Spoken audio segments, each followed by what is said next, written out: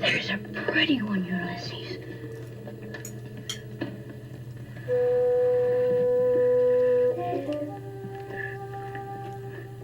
There it is. Hello BookTube, I'm Seán Breeze Books. Welcome back to my channel and another Friday Reads. This is my first Friday Reads in my living room, and I've got a few of the books set up here. These are really the only books, except a few books set up in the office. The downstairs library is still beckoning to me to unload those books, but that's for another day. And so, yeah, gradually settling in. The main stress this week was that the dishwasher died about 5 days after we took possession, and we did a test the first day and it worked, and then it worked well the second day, the third day, and then it stopped, gradually gave up the ghost. So I bought a new dishwasher, and in the interest, I just kicked the tripod, so I probably changed the orientation there, and I'm never quite sure where to look, and I don't seem to care to find out, so you'll just have to. My video editing software actually has an AI thing that it'll make my eyes look right into the camera, but that's ridiculous. Anyhow, there is one joyous thing, and that was that Mom and Kenji had a video chat. I called Mom up while I was talking with him when Mom and Suzanne were here unpacking, and they had never talked to each other that way since I left Japan 3 years ago, and that was delightful to watch. So I think they're both even more excited having had that little chat. Kenji said, "I can't wait to eat your bread again and your pies." That warmed my heart. Today, I phoned to make a first appointment for Kenji with my doctor. It's really hard to get a doctor in Canada. I think it probably is everywhere in the Western-speaking world, but I don't know that for sure. In Canada, it is. I was lucky, and my doctor has agreed to take Kenji on. So I was phoning to make an appointment, and I was on hold, and I'm often on hold, and you're number 9 in line, and you're number 8, and I was holding, and it was moving really slowly, and I was editing the mystery guest chat, so I was working away. It wasn't really holding me up, but I thought, this is ridiculous. And over the lunch hour, I didn't move from 3rd in line. So I thought, did they just go for lunch and just leave people sitting there? And don't they have somebody to cover for lunch? What is going on? And another 45 minutes went by or something, and then I was down to 2nd in line, and I sat there for an hour. And I was texting Mom and said, I'm on hold for a long time. It's been over 2 hours now. And I don't want to hang up because then I'll just have to do the whole thing over again another day. It was about 5 minutes before the 3-hour mark where I was just about ready to give up because it was just like, oh, for God's sakes. When Mom said she'd been doing her own thing and she hadn't really thought about what I was typing to her until that point. And she said, do you think they're open today? It is Good Friday. And I said, oh, for crying out loud. I am so oblivious to Easter. It's not something that's been in my consciousness since I graduated high school. I've never come home at Easter, no matter where I've lived in the world. It just means zero. It means nothing to me. I don't have any cultural connection. My sister has a family dinner, and that's great, but it could just as well be any occasion whatsoever. And obviously, I should probably pay a little bit more attention to Canadian national holidays. So it wasn't the time wasted because I didn't waste much time, but I'm on a very limited number of minutes because I don't use the phone. It's good to have a phone, but I don't use it, so I have 30 minutes a month or something. So I'm going to pay like $20 or something for that exercise in Good Friday related futility. This anecdote is already way too long, but there's one thing that's probably occurring to you that I forgot to mention. The reason that I didn't clue in, I mean, they should have had an outgoing message to say, we're closed for Good Friday, call back on Monday or Tuesday or whatever.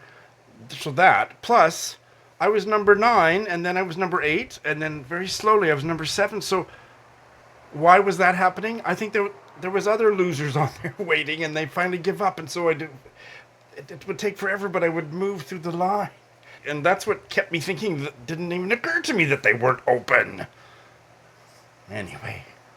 I'll try again on, I don't know if they're open Easter Monday either, so I'll try again later next week, and we'll get it all squared away. So that's my fascinating personal update. Switching from sarcastic to genuine, sincere, another fascinating mystery guest for you to meet this week.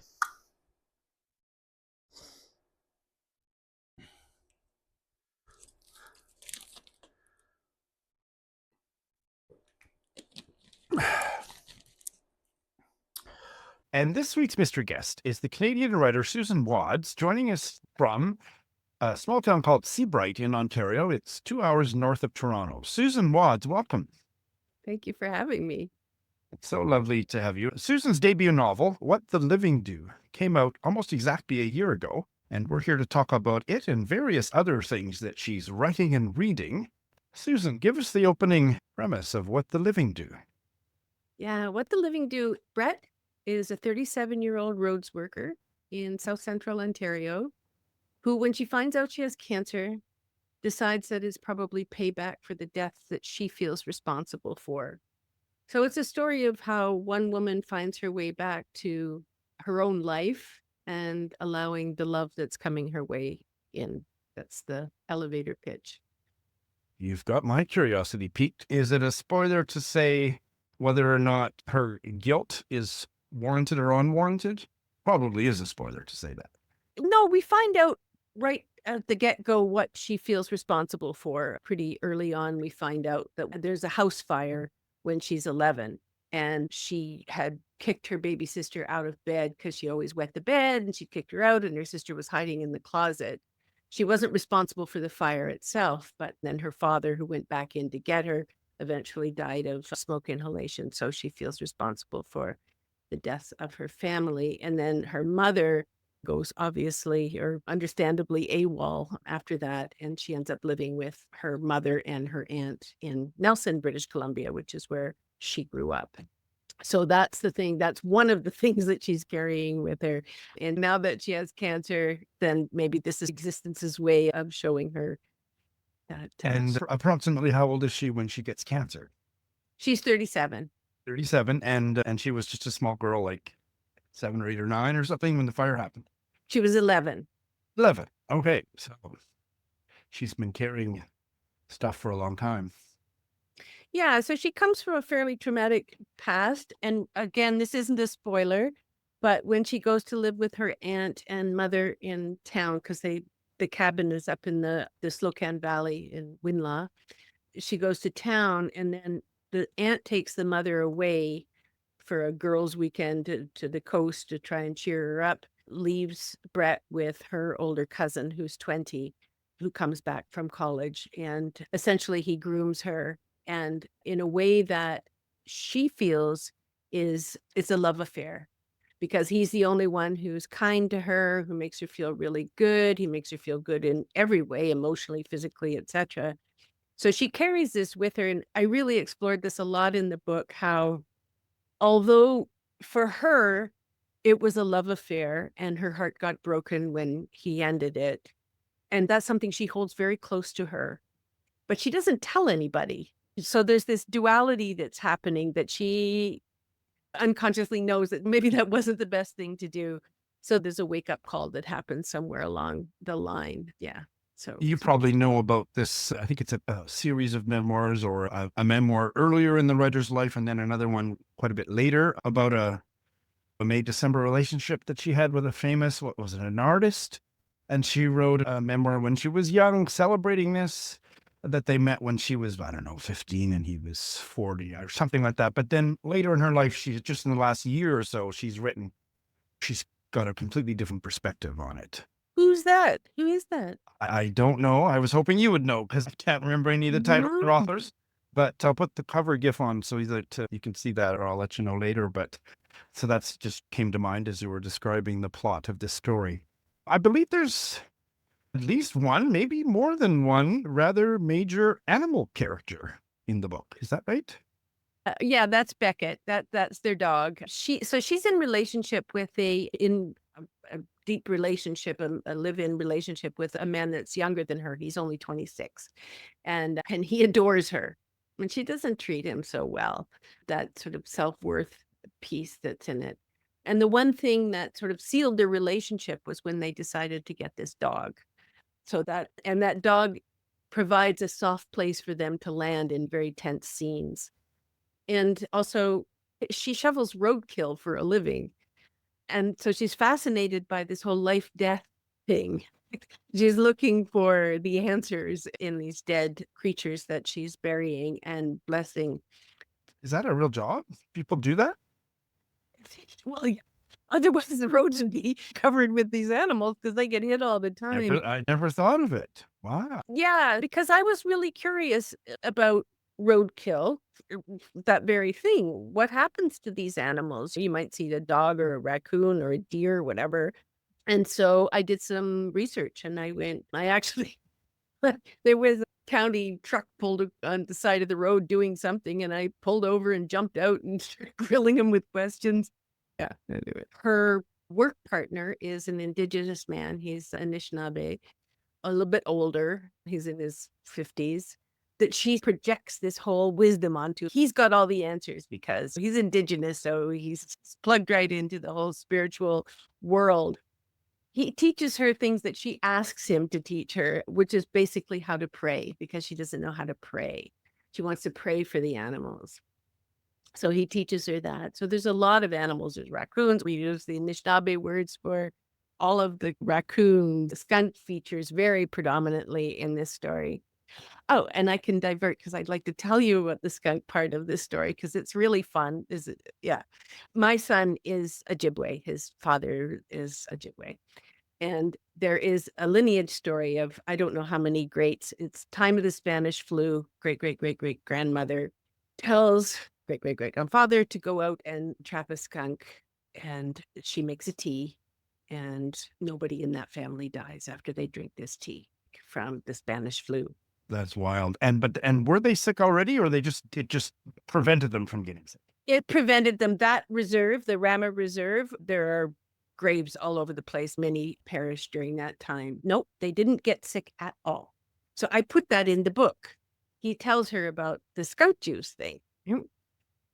Because it's a great story. But when my book was on tour and I was out in Victoria and my friend Harp was emceeing an event that I did there, he sped read the book and he's, oh, what is this thing about skunks? And so I had never thought of doing this, but he looked it up. He Googled it and he said, oh, this is a thing. This is an Indigenous thing. This is an actual healing thing that Anishinaabe do. And I'm like, anyway, so that was fun to discover. Would you term this novel a spiritual novel? No, I wouldn't. Okay. So as someone who isn't into all that stuff, they're not going to be turned off. It's not a woo-woo novel. No. Although there are moments when her encounters with animals make her realize things, but it's not, it sounds absolutely fascinating. What's the germ of this story? How did this story come to you? Why did this story come to Susan Wads? Yes, it's what everyone wants to know. And I will tell you that the very fine germ of it came from my own story. This is not my story. But I did have cancer, and I did have the sense that there was something more than just cells going amiss, that there was some psychological past whatever reason to uncover. And the reason that I did personally was because when I was 18, I was diagnosed with a very rare blood disease. The first word of the disease was idiopathic, which meant that they didn't know what caused it. But way back in the dark ages, I didn't have any kind of network or any way to find that out. No psychological. Now I've got, And so I had this feeling, though, even at 18, that something maybe to do with my mother, but I didn't know. So when I found out that I had cancer, it's the same cancer as in the book, which is cervical cancer. I felt like part of me was like, oh, now I have an opportunity because of this world that I'm in to maybe investigate to see if there's some underpinning, some reason behind it besides just the physical whatever. And so that was the journey I went on, and I eschewed traditional healing methods. No, I didn't have a hysterectomy. I didn't do chemo. I didn't do radio. I didn't any of those things. I went off on a great alternative healing journey for 11 years and keeping a watch on it. And yeah, it was very enlightening for me. And I didn't die. And eventually I did have the surgery. Yeah, so that was him. The first iteration of the story was only about 10 pages long, in which I told everything, like boom. And a friend of mine read it and she said, oh my God, she said, this is like you're yelling.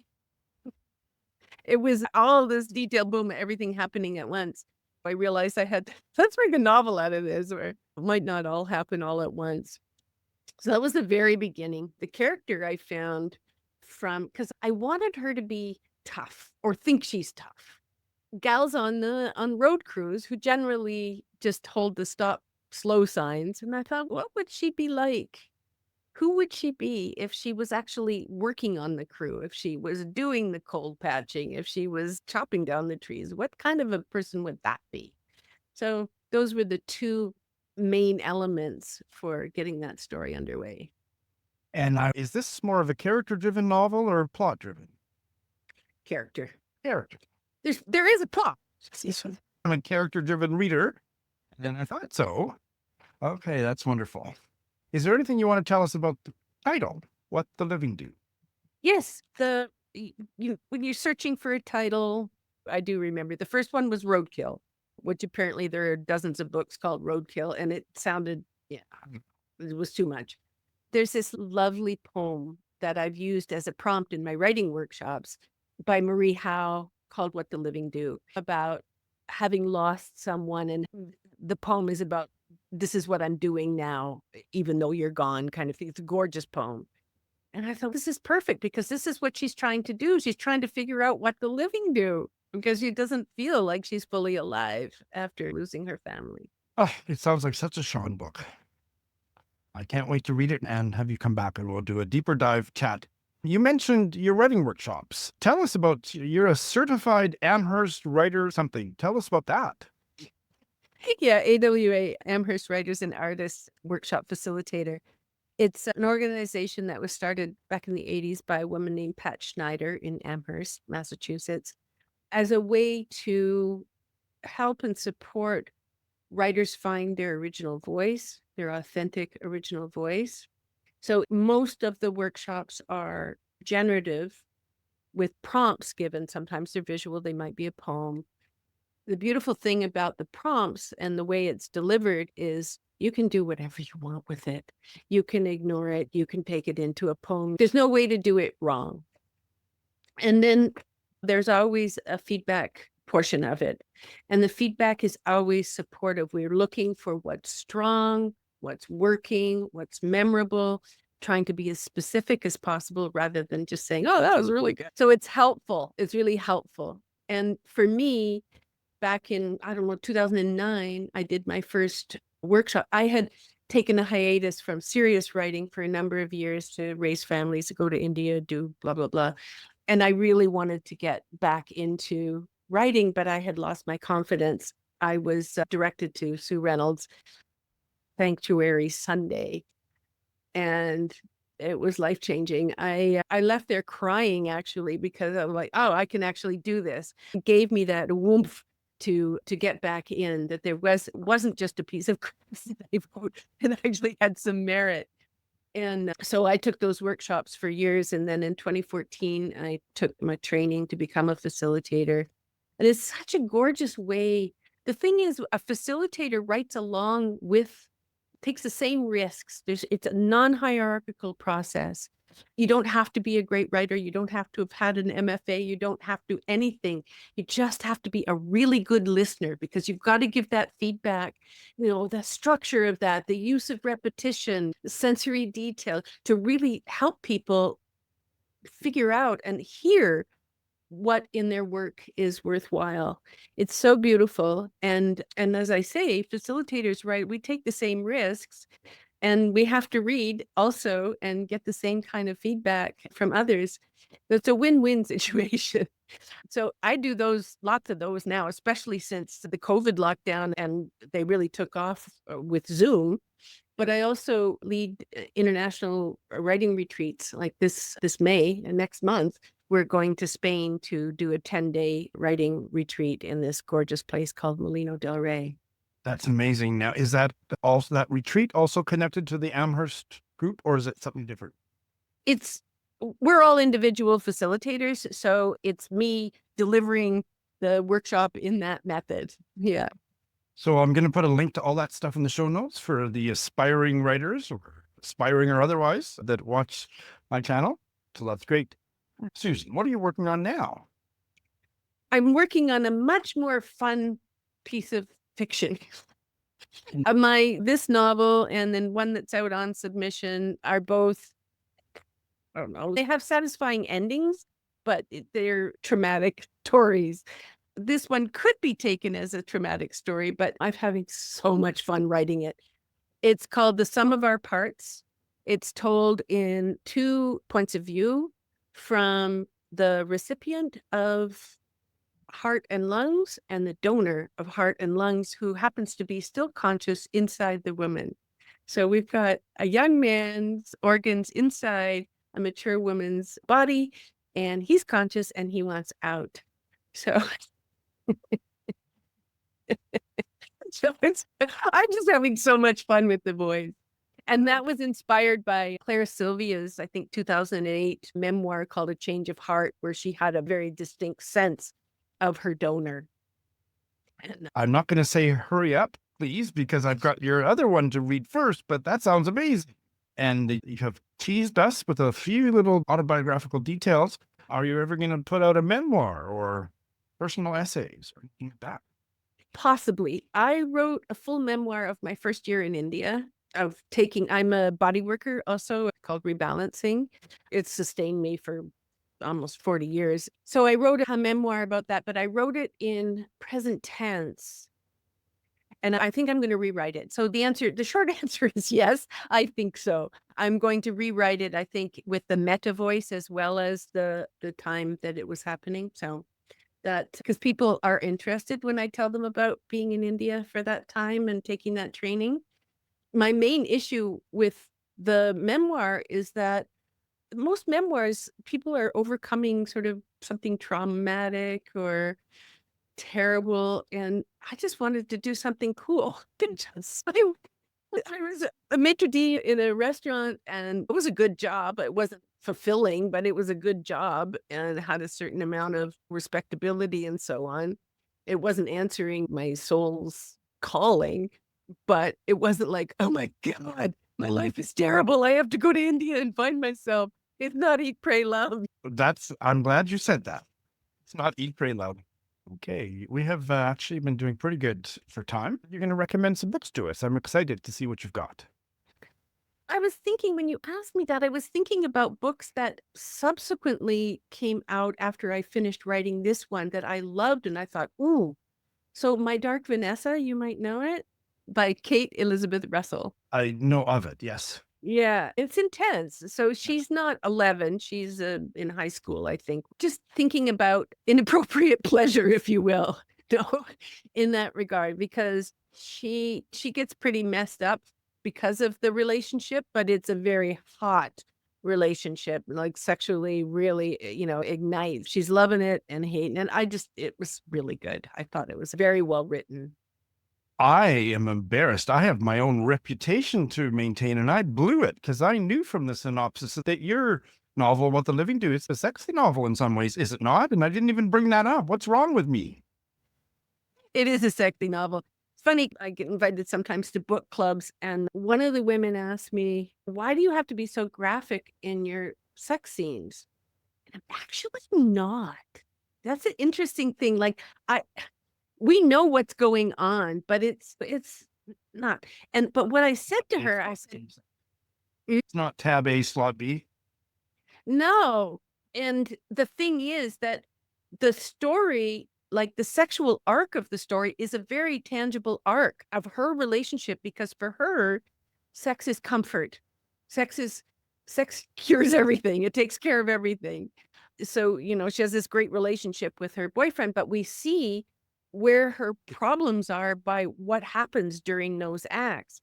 The other thing is, I describe in nice detail, pretty much terrible, the relation when it's healthy sex, but when it's inappropriate, it's indicated, and I don't show it. I said, think of that. Think about when you read those sex scenes, what was the relationship? Because that was important. It's important in our lives. And just to have it panning to the clouds in the sky and waking up the next morning, it doesn't really tell you what was going on in the relationship. Yeah, I recognize gratuitous sex scenes when I see them, but it's not inherently gratuitous to talk about Right. these, to write about these. Another book that it deals with those kind of themes, although now we're on the other end of the spectrum. It's called All the Ugly and Beautiful Things by Bryn Greenwood. Do you know this book? I couldn't finish it. I got really triggered by it. Not triggered was not the right word. Got really angry with it, and I couldn't finish it. And I just tell me what I missed. The chaser, who is the aggressor in this, is this child. He's trying to stop her, and she's, no, man, I'm you. So I just thought it was fascinating and beautifully written. The voices are so clear. Yeah, it's a terrible book. It's a terrible story, not a terrible book. But I really admire that it was written, that she wrote it. I don't know. It's not, but definitely not for everybody. I think a lot of people won't be able to read it. I don't know. It made me also feel. I hear your perspective on it because there's many ways, many different perspectives on stuff that's really edgy like that. Yeah, and it made me feel almost vanilla. People are saying, "Oh, this is really edgy," and I'm like, "Okay, read this and tell me." So, and I just want to plug in Hollay Ghadery's Widow Fantasies, which is just a wonderful book of little tiny vignettes that are quirky and edgy and fun and funny and heartbreaking. Wonderful book. Yeah. So are they short stories or? Very short. I think I've heard about Hollay Ghadery, but I can't remember what I've heard. Oh, she's in everything. She's like a triple threat, that one. She's my publicist, which maybe, yeah. And she writes fiction. She writes poetry. She's a poet laureate of the Scugog region. She's a mover and a shaker, and she writes exquisitely. And she supports and uplifts Canadian literature like you wouldn't believe. She's really active on social media, which is how I found her to be my publicist. Yeah. You cannot go wrong with Hollay. And I also want to say that I really love Jennifer Manuel's The Heaviness of Things That Float. She also wrote The Morning Bell Brings the Brokenhearted. And again, she was really helpful to me because I was a little concerned about having a main character be Indigenous, being a settler as I am. But she wrote 2 books because she was a teacher in a West Coast Indigenous community. So the first one she wrote as a nurse in an Indigenous community, in the Morning Bell, she's a teacher. And so I reached out to her, and she was very, very supportive and told me to query her publisher, who subsequently rejected me, but what to do? She's very generous, and her books are gorgeous. Got time for one more short one if you have it. Yeah, Lauren Carter's book. This has nothing to do with you. She also wrote a book called Swarm. She's a Manitoba writer. Beautiful. These are the books. Lauren Carter's book, Jennifer Manuel's book, Alyssa York's books are the ones that I feel most reflect the way that I write. Okay. Susan Watts, you're an absolutely fascinating guest, and you just give off the most wonderful energy that I'm going to be bouncing off the walls for the rest of the day. Thank you so much for being my mystery guest, and I hope you'll come back. Oh, I'd love to. Thank you. It's been really fun. Doesn't that novel sound interesting? Looking forward to checking that out. She was a great guest. I had a remote biblioadventure, TM the Book Cougars. There was a book launch. Where is City Lights? Is it in Los Angeles or San Francisco? It's in California somewhere, that bookstore. Somehow connected to Lawrence Ferlinghetti, and there's a whole history of the Beats or something. I don't know. But I had tuned into one of their events a few weeks ago, and they had Seán Hewitt, whose memoir, All Down Darkness Wide, I read in 2023, I think. Didn't love it as a whole, but loved many things about it. He's also a poet, which I haven't checked out any of his poetry. But his debut novel, called Open Heaven, City Lights bookstore was putting on the American launch. And so I tuned in. I have ordered my copy. I prefer, here's what the American, and maybe it's Canadian and American cover looks like, and it's not bad. But here's what the British cover looks like, and I like it a bit better, so I have ordered that. It will be on its way to me. I enjoyed tuning in. In fact, I was unpacking the books in the living room while I was watching it, so I was doing two things at once. And it sounds like it's beautifully written. He said it's a cross between Edmund White and Thomas Hardy. Especially the Thomas Hardy part really works for me. It's set in the English countryside, and it's like maybe a 17 or 18-year-old boy falls in love with a farm laborer on the next farm, and passion and plot ensue. And then it skips ahead closer to the present, when our protagonist is breaking up with his lover or his husband or whoever he is, and then he decides to seek out this boyhood lover, and plot ensues. And that sounds right up my alley. It's really a common theme of queer literature, and there's so much there that I have never read one, I don't think, that felt derivative. There's an illimitable amount of things to say and explore about that quintessentially queer male experience. I think it's almost archetypal. I'm looking forward to reading that. And if you're watching and you are a patron, don't forget that there's a bookish brunch on Patreon tomorrow. And if you're interested in joining my Patreon, the details are in the show notes. And then you can come to this one. It's at 2 o'clock Saskatoon time tomorrow. And separate from Patreon, I have a little marketing project. I have 3 bookmarks for sale. Here they are. There's a link to a video and a information page in the show notes. And I'm very grateful to all the people that have purchased some. All right. I have had no videos this week. I've been working on one long one, and I didn't get finished, so I don't have anything else to tell you about that way. All right, let's get to the good stuff. I've had a really interesting reading week. I finished, how many books? I have finished 3. I've started 2. I think that's right. I haven't got my Goodreads completely up to date, but I think that's right, and I don't have any plans, I don't think, to start anything new. But even that I question at this point. So, the first one I finished, I enjoyed very deeply, this Irish novel, Gráinne by Gráinne Murphy, published exactly a year ago today or yesterday. I saw on our Instagram post Gráinne put up about that. Gráinne was my mystery guest maybe 6 months ago or something, and just one of the most incredible mystery guests I've ever had. She was just really personable and fascinating and full of wisdom and humor. I just loved talking to Gráinne. And that's why I got to her novel sooner rather than later. Mom read it first and loved it, and then I read it to Mary Jean. And I loved many things about it. It wasn't quite a Seán book. I'll get to some of the things that didn't quite work for me, but there was much about this novel that I deeply loved. It is the story of childhood friends in a village or a town in County Cork, Ireland. One of them severed ties for a variety of complicated reasons with the other 2 shortly after high school. And her name is Helen. And she also was quite estranged from her father, who was a TV character actor and was quite famous. And she went to the other side of the world, actually, but she just didn't keep a close relationship with family or her old friends. In fact, with her old friends, I don't think there was any contact for 25 years.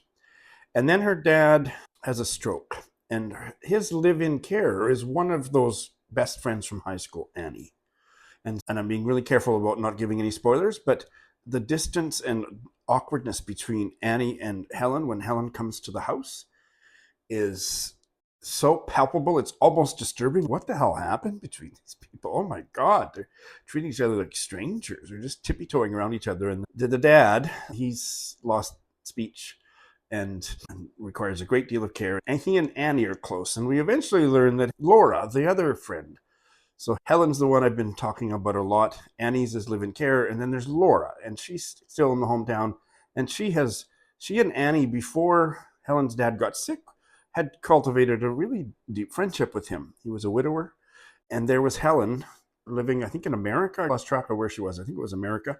And not having anything to do with these 3 people that had bonded deeply in her 25-year absence. And so Helen comes back, and that is the opening premise. The writing is so lovely. The portrayal of friendships, old friendship ties, and all the complications and conflicts and all the ways that they can come undone and perhaps be renewed. It was absolutely incredibly done. If you're into friendship novels, this is one for you.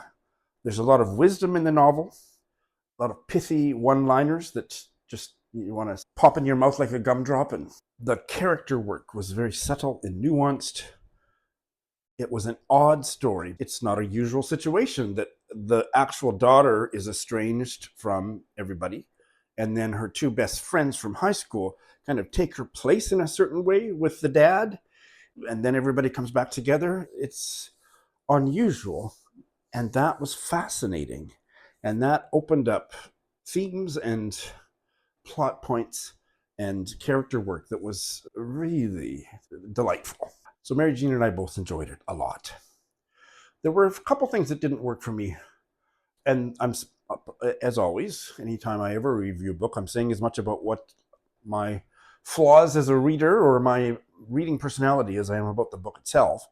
But there were some of the conversations, not all, but there were some of the conversations between these three women as older adults that felt a little bit too much like three social workers discussing life and their cases.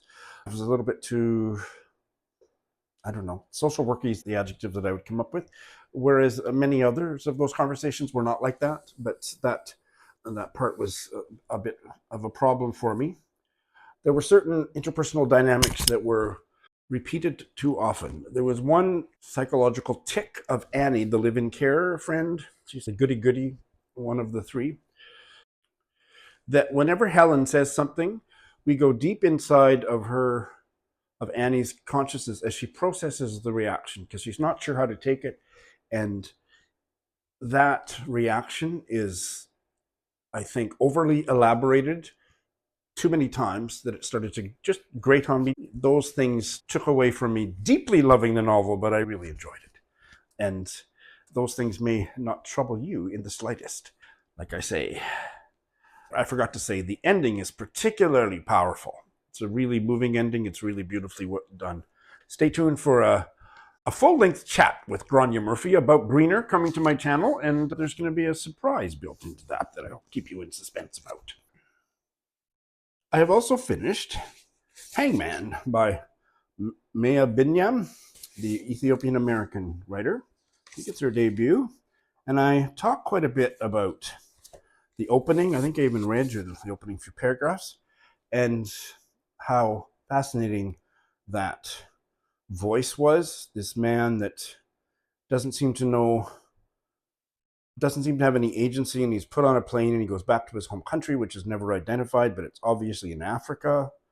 And he just seems confused about everything, but fascinated by everything. And every person he encounters confuses him and fascinates him. And there's a hypnotically meandering set of stories being told through what the person tells him and what he's confused about, and various things about his own biography and his own relatives in this country are mixed in with that, but he's never quite sure who he is, what his identity is.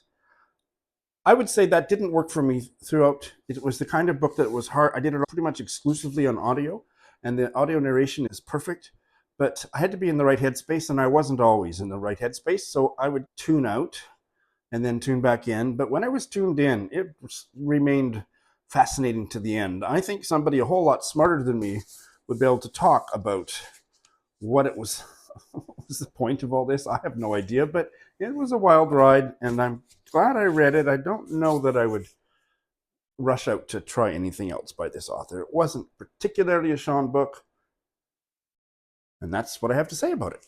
And late last night, I finished Unlove Story by the Bengali writer Sudipto Pal. I'm not sure how to pronounce his surname.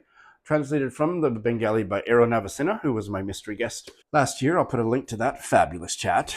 And I really enjoyed this. It wasn't perfect again, but again, I loved so much about it. I felt it got weak toward it botched the ending.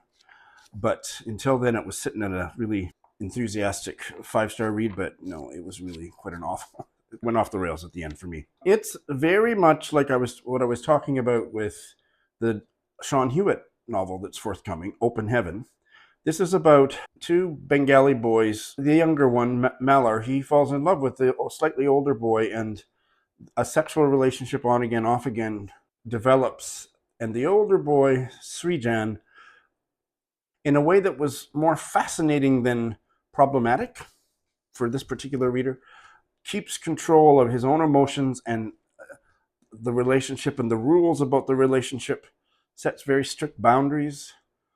That is why we have the title, Unlove Story. He says, you can't fall in love with me. I won't fall in love with you.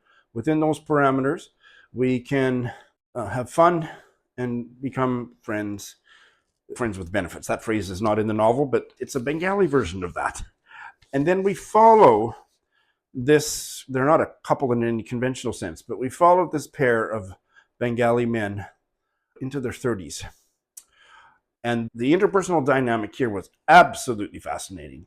And as I said, when I first checked in about this book, there's a universality to the way that first love and first sexual awakening, the person that's involved in that, in anything more than just a quickie, impersonal sex, anonymous sex type of way, that bond and that wound is explored here really sensitively.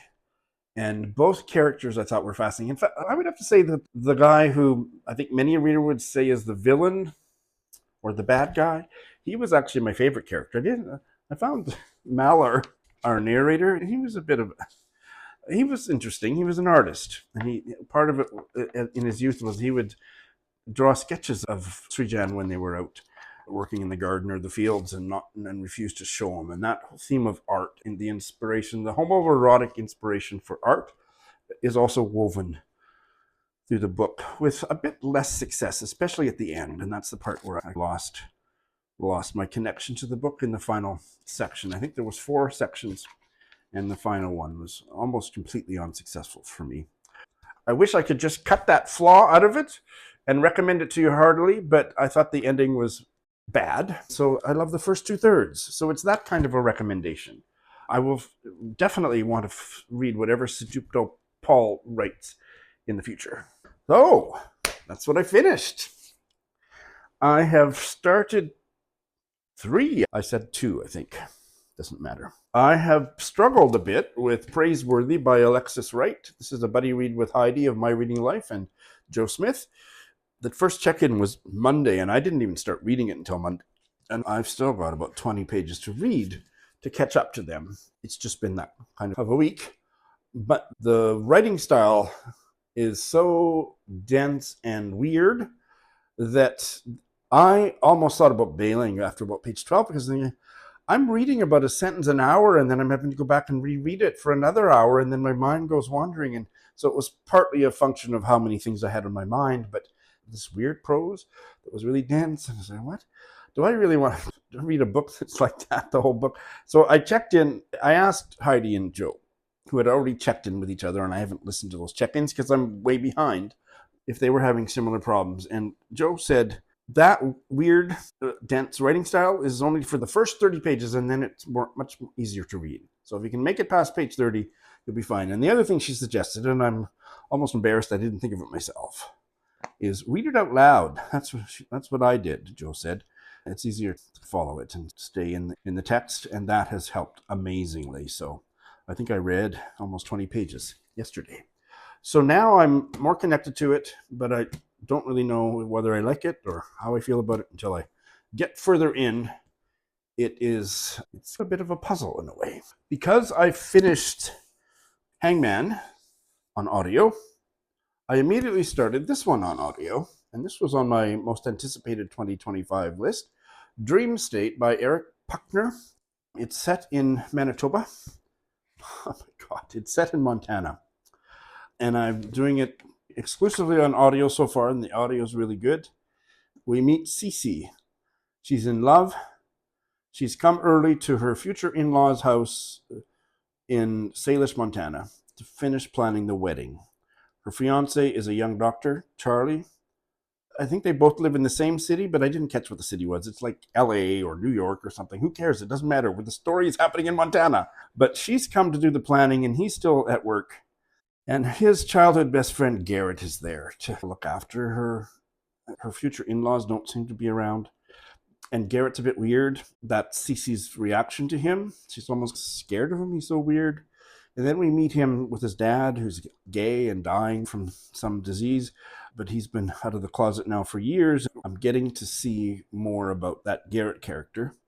Garrett is not religious, is, I think, an atheist, but for some reason, Charlie, Cece's fiance, the doctor dude, convinced Garrett, his best friend from college, to officiate at the wedding.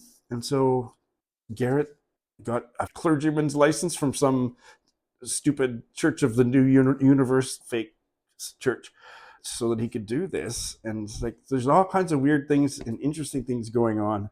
And I've just seen that a contagious stomach flu threatens to scuttle the wedding. And that's not a spoiler because it's on the flap. I haven't got that far. I'm intrigued by what I've listened to so far. And finally, this has been an absolute delight so far. This is another Irish novel, and I'm reading this to Mary Jean. The Language of Remembering by Patrick Holloway. He was my mystery guest a few weeks back. And again, one of the more fascinating and handsome mystery guests I've had. This is getting rave reviews across the pond, especially in Ireland. And so I've started it. I'm 60 pages in, and the writing is so lush. If you remember what Patrick said, I'll put a link to that mystery guest chat. An Irish guy has been living and working in Brazil, and he brings his Brazilian wife and their young toddler daughter back to his hometown in County Cork. I don't know what it is with me in County Cork, but it seems like it's the sister city of my reading soul. I've got so many connections with writers there. Because Oisín, that's the male protagonist, his mum, Bridget, is got Alzheimer's. She's still well enough to live in her own home with a carer, but he wants to be closer to her, and that's basically all that's happened. The other timeline is the circumstances of her getting pregnant with him out of wedlock, which was a big scandal at the time. It's one of those lush fictional voices where words are characters in the story. So his mother and his grandmother both are word freaks. They love language, and they're always using $64 words. And so that kind of attention to language and the holding up of a word and the beautiful, playful way in which it's bandied about on the page, I just love it. So this is starting out really well. That's the kind of week it's been. Thank you very much for watching.